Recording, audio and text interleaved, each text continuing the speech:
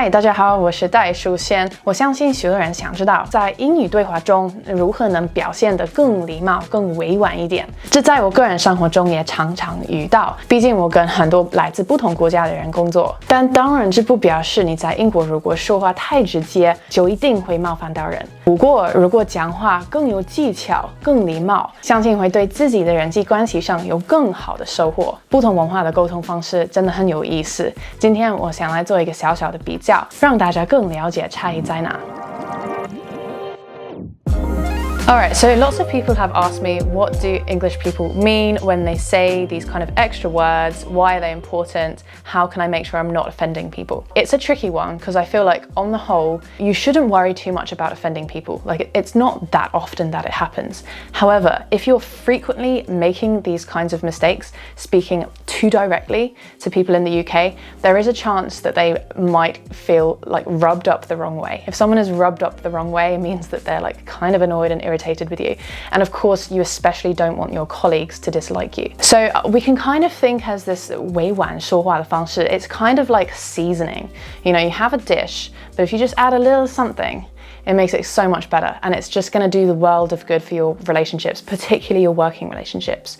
You don't want to be treading on people's toes. Now, different cultures obviously have different kinds of personalities that go with them. Like on the whole, people from different parts of the world are going to behave in a different way.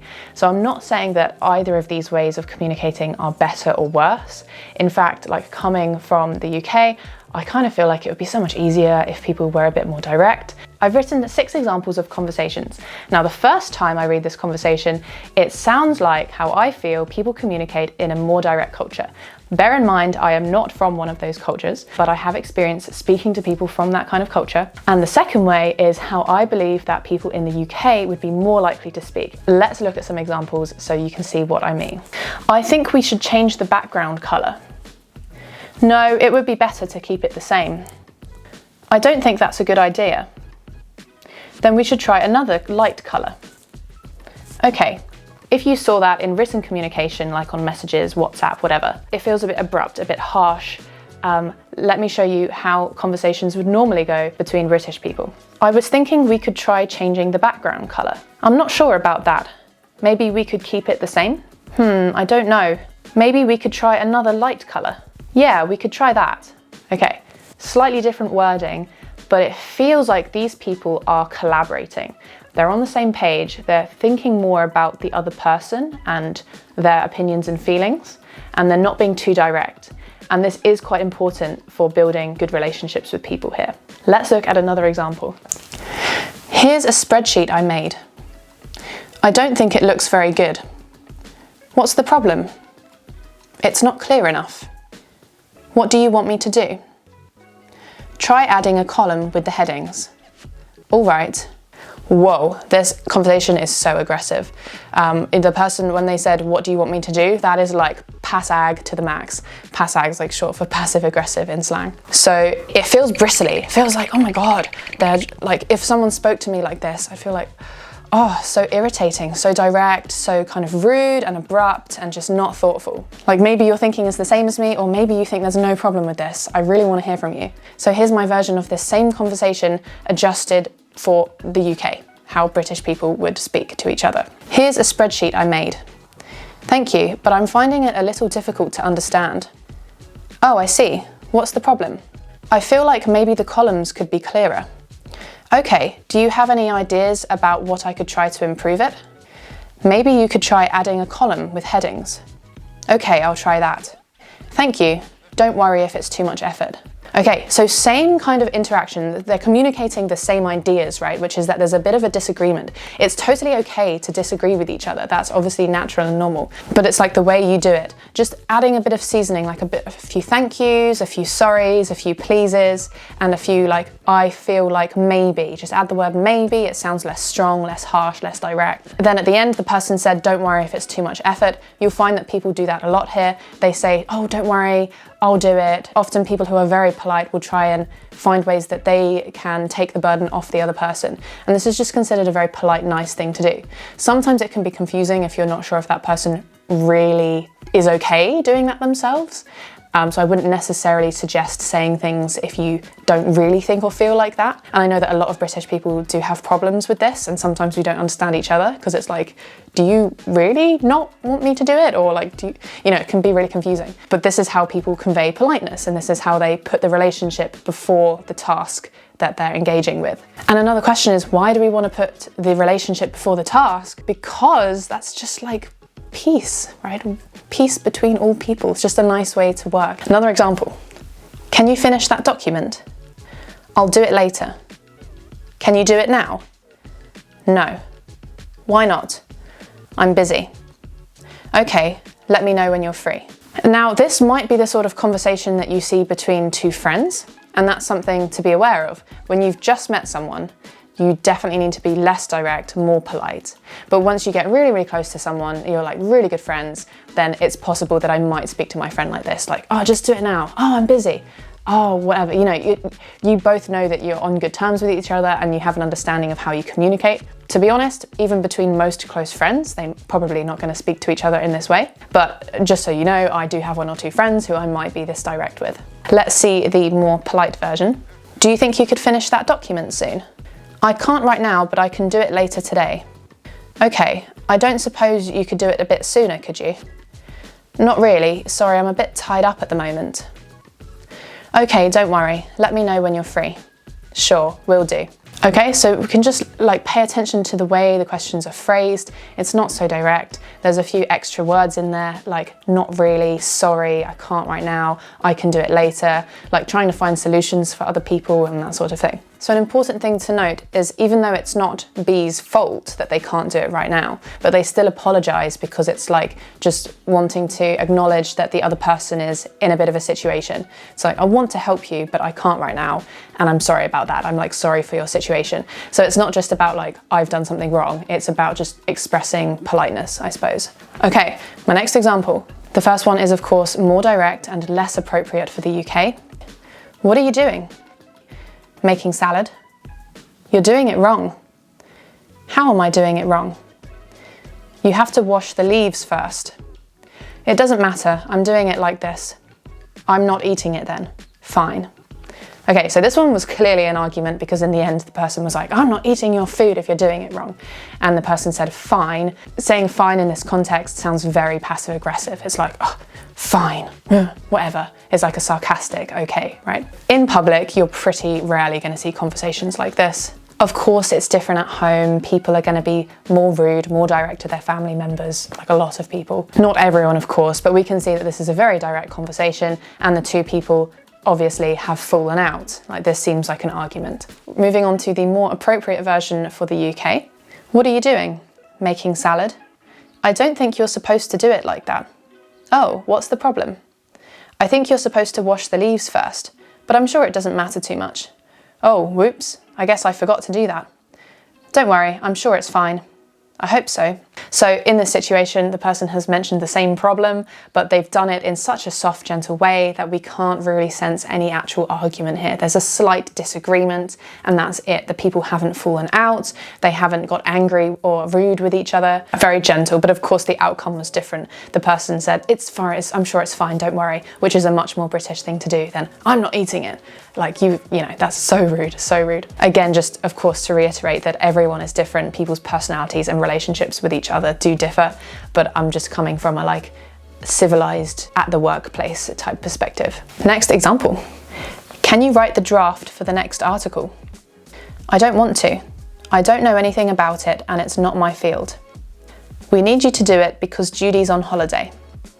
Okay.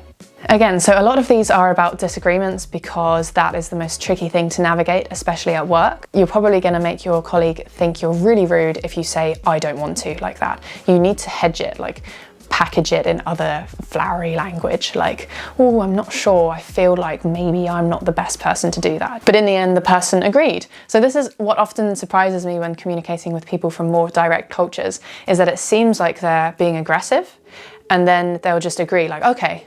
And I'm like, oh, so are you bothered by this? Like, is our relationship okay now? Because you've just agreed to the thing and seems fine. And obviously they're like, yeah, everything's fine. I'm just being myself. I'm just communicating with you in a normal way. And I'm like, oh my god, you're really upset. So let's see that in the more 委婉方式. Do you think you could write the draft for this next article? I'd prefer if someone else could do it if possible, as it's not my field. It would be great if you could do it because Judy's on holiday. Okay, I'll have a go. Thank you so much. No worries.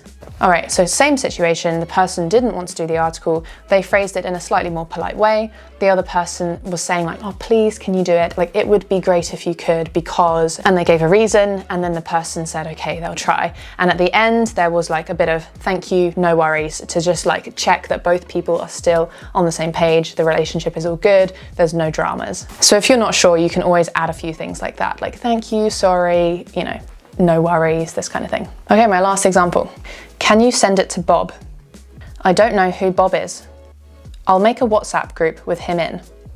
Okay, so this one is really, really simple. You're probably like, what's the problem with that? And it's just the way that B said, I don't know who Bob is. It just feels aggressive. You need to give something more, like, oh, sorry, I don't know who he is. Would you mind telling me? Or it just sounds slightly aggressive. Like, maybe this one's okay if you know the person already, but if you've just met someone, maybe add a bit more. So here's my adjusted one. Please, could you send it to Bob? Sorry, I'm not sure who Bob is. Oh, sorry, I thought you knew him. I'll make a WhatsApp group with him in. Okay, thank you. All right, so just adding a few sorries and both people feel like there's no problem, there was just a misunderstanding. It just goes a long way to making sure that the other person doesn't think you're rude, and this is especially when just meeting people or working with colleagues who you're not that close with. Okay, so I hope these examples have kind of helped you see what I mean about the difference between direct and indirect communication, and like tried to convey why this is important in the UK. Now, I'm actually in the middle of doing an MBA, and in the cultural intelligence module that we did, they said that the research says that if we have a work environment with people from all types of different cultures together, then the best thing we can do is use low context communication.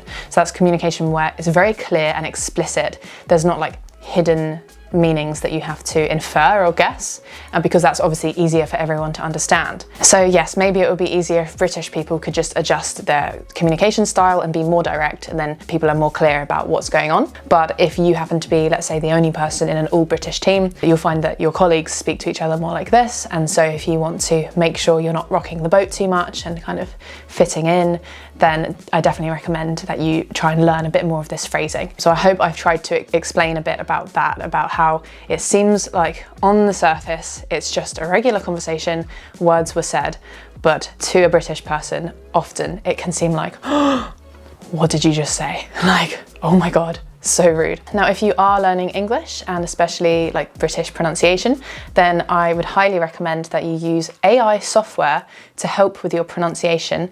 And I want to thank today's sponsor, which is Elsa Speak. They have a really cool app that uses AI. On this app, they have loads of different features, and you can see with very clear accuracy how good your pronunciation is. So they'll compare your pronunciation to a native speaker's and then give you kind of a score. If you say it wrong, then you'll get, more orange colors, maybe you get 80%. And if you improve your pronunciation, then you can see the score go up and you might get green, 99% accurate. Hank made enough couscous for leftovers tomorrow. Hank made enough couscous for leftovers tomorrow. So you can really see how much like a native speaker you are sounding. Such a good way to improve your language skills. There are 2 links below this video. The first one will give you 40% off a year's membership to Elsa Speak, so that's coming in at around $43. And there's also a special discount just for you guys, which is 85% off lifetime membership. The price of that will be around $82. So not a bad investment for practicing your pronunciation, I feel. Besides pronunciation practice, they also have loads of other things on there, like daily lessons, over 1,600 lessons in total, and also different topics, over 40 different topics. And some of these are really, really applicable for people living abroad. Just some of the topics that we have here are small talk, video calls, using informal English, sales for luxury brands, call centers, software engineering, working in healthcare. So many useful topics that I'm sure that a lot of you will find really useful. There's also a community feature where you can ask for help, and the second link below this video will give you access to a 7-day free trial of Elsa Speak. So thank you again to Elsa Speak. 谢谢收看，我是戴书仙。如果有任何的问题，可以在下面跟我说。祝你们愉快的一天，那我们下次见。